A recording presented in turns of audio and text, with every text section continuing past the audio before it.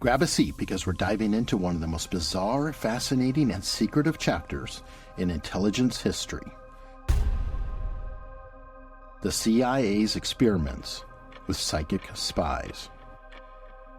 Many people claim, and many others question, the existence of ESP, extrasensory perception. Imagine this. The CIA, secretive as ever, wasn't just relying on satellites, spies, or code breakers. No, they were tapping into something even more mysterious, the human mind. This is Uri Geller.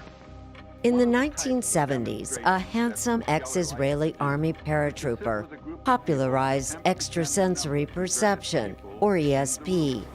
Remote viewing, a technique straight out of a sci-fi movie, was used by the CIA and other intelligence agencies to see events, people, or places beyond physical reach. Tonight we will examine claimed psychic powers and paranormal phenomena that have intrigued mankind for eons and remain the subject of controversy today. This isn't just wild speculation. It actually happened, and we have the documents to prove it. In a research laboratory in Brooklyn, sliced ping-pong balls over a woman's eyes fill her vision with opaque light. All she can hear is the sound of waves crashing against a shore. You're about to discover how the U.S. government explored the uncharted territory of psychic abilities, specifically through remote viewing programs, with some success stories that might just blow your mind. Let's rewind to the early 1970s. The Cold War was at its peak, and the U.S. and Soviet Union were locked in an intense game of espionage. In the Soviet Union, a film tells of a Russian woman who claims she can move objects across a table without touching them by means of psychokinesis. Intelligence was critical, and both sides were looking for any edge they could get.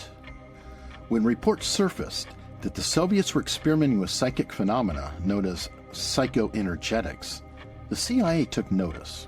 If the Soviets could use psychics to spy, maybe the U.S. could do the same. Thus, in 1972, the CIA launched its own covert program to investigate the potential of psychic abilities.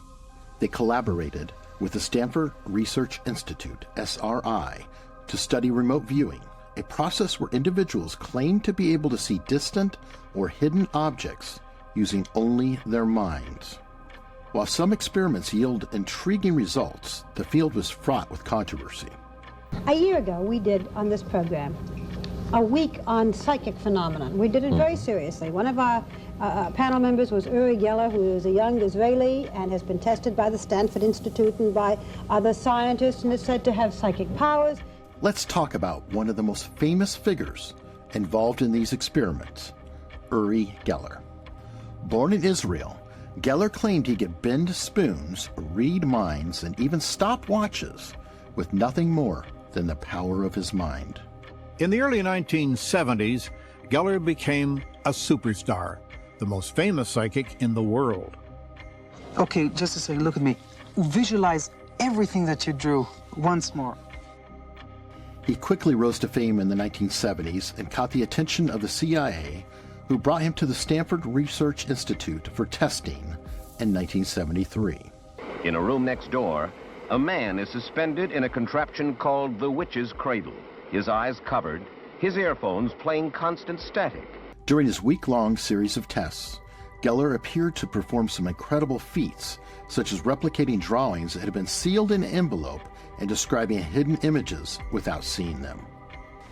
Two mountains with a round thing on, or two people. Can I show? Yeah, I'd like to. Am I wrong? You're right. I'm right. The results were convincing enough for the CIA to continue exploring psychic phenomena, but not everyone was sold on Geller's abilities. Here's where things get interesting and a little messy. As a magician, I think that I'm uniquely qualified to expose trickery when it occurs in parapsychology or in psychic claims, and particularly when it's self-deception. While Geller was winning over believers, he was also attracting serious skeptics, none more vocal than magician and debunker James Randi. Amaze me? The only thing that Geller could do tonight to amaze me would be to admit that he's a trickster who has tried to deceive a lot of people.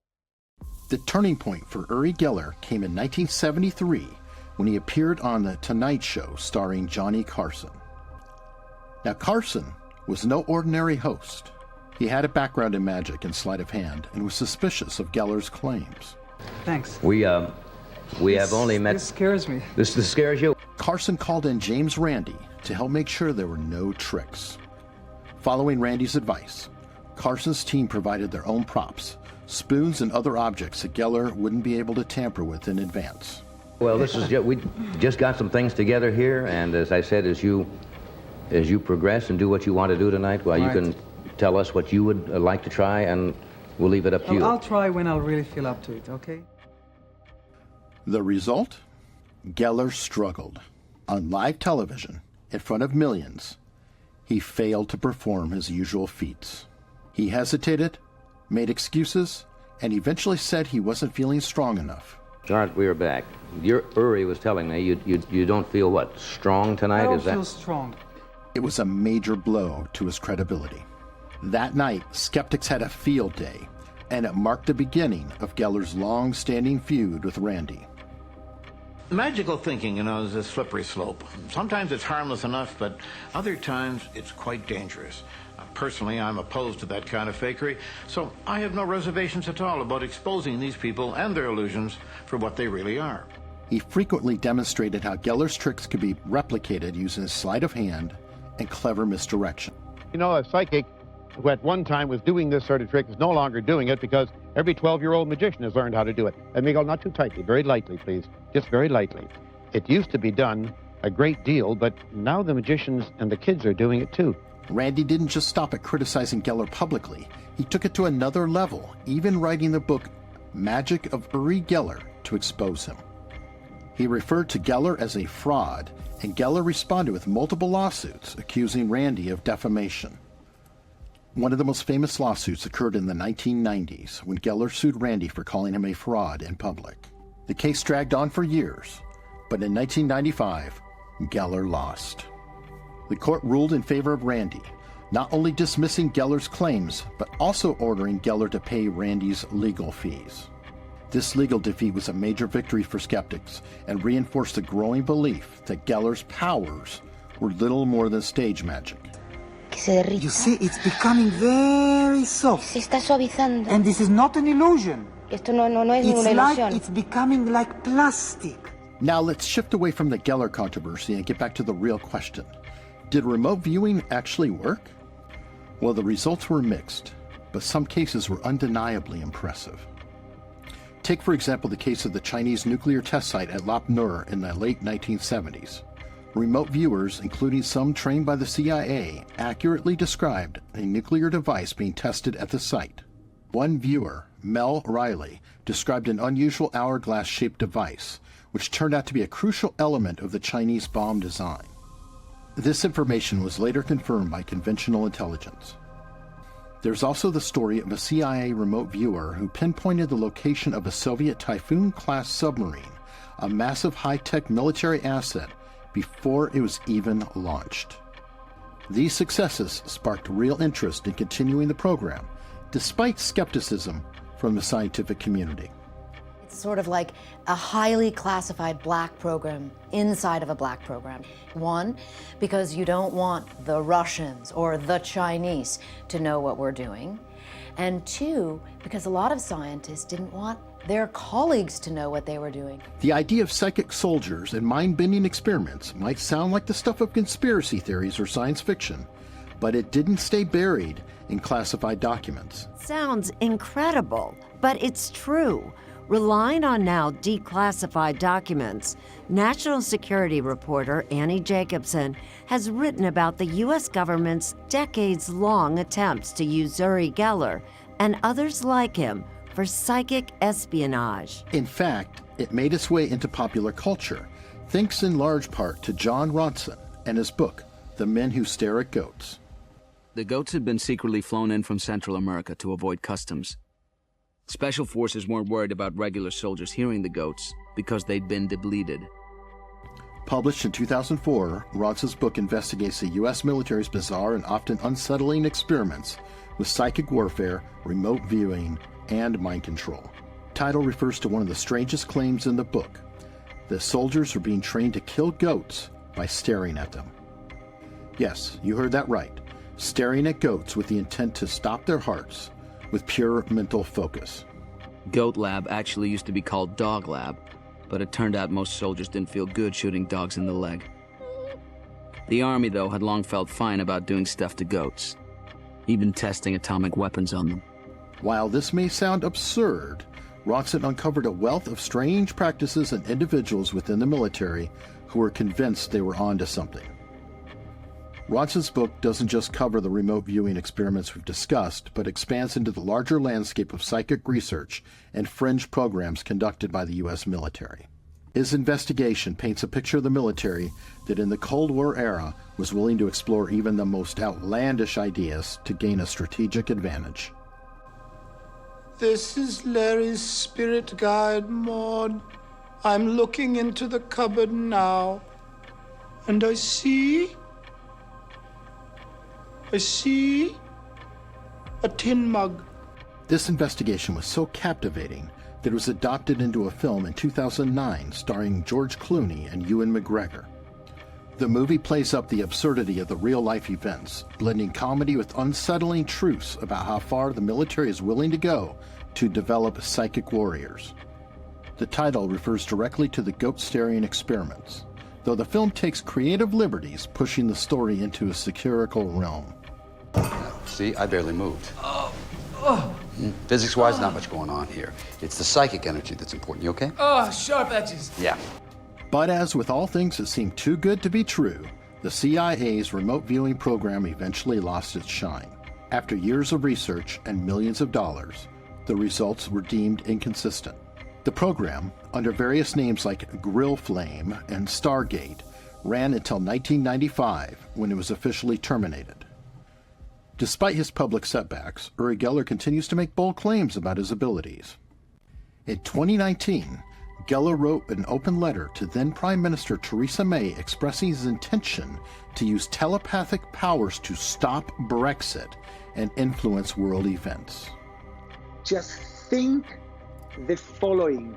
Theresa, bring us to a second vote. Go for a second referendum. Uri, let me just jump in a minute. With the greatest of respect to you, you're not a British citizen, are you, or are you? And in September 2024, he wrote a long ex-post related to thousands of Hezbollah fighters injured in Lebanon when their new pagers all simultaneously exploded. He implied that it was a result of remote viewing. But here's where skepticism comes into play. While Geller may still insist on his psychic abilities, there's little concrete evidence to support these claims.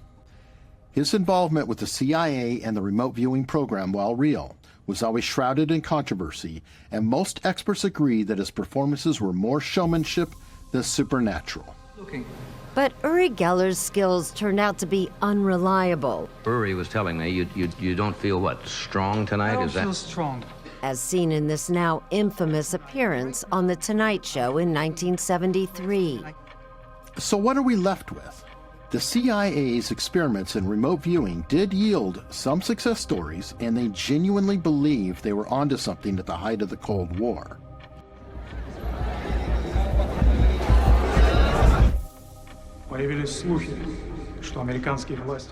But as the results became more inconsistent, even the government had to admit that relying on psychics to win the intelligence game was a long shot. As for Uri Geller, his legacy remains a complicated one.